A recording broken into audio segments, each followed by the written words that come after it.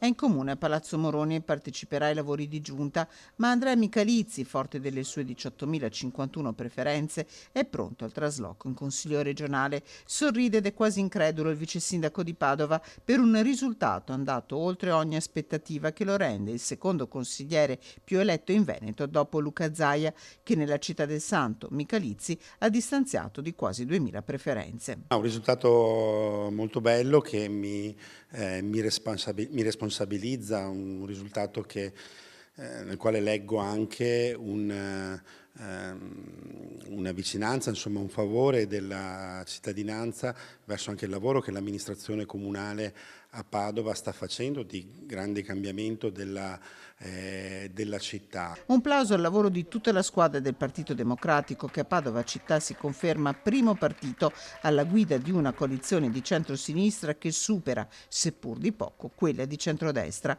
Un ottimo risultato per il PD a Padova e provincia che non viene premiato dal numero di consiglieri eletti. Questa io la vedo anche un po' come una stortura, oserei dire un'ingiustizia di questa legge che probabilmente va rivista. La provincia di Padova è tra le province che per quanto riguarda il PD fa i risultati migliori, però per un effetto di resti e quant'altro, insomma, elegge solo un consigliere regionale. Ecco, è una situazione che non rispecchia da un lato il voto effettivo espresso anche in proporzione ad altri territori e anche insomma il fatto che avremmo potuto andare con 2 consiglieri. Il riferimento va a Vanessa Camani, consigliera uscente, risultata la prima dei non eletti, un centrosinistra che guarda già a Padova e alle amministrative 2027 con il nome di Andrea Michalizzi tra i papabili per il dopo Giordani. Questo lo vedremo, intanto finiamo di raccogliere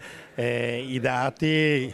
Io continuerò a lavorare per il mio territorio, la mia città che mi ha dato tanto, ma anche il territorio provinciale che ha tante questioni di cui occuparsi. Per il futuro sceglieremo insieme.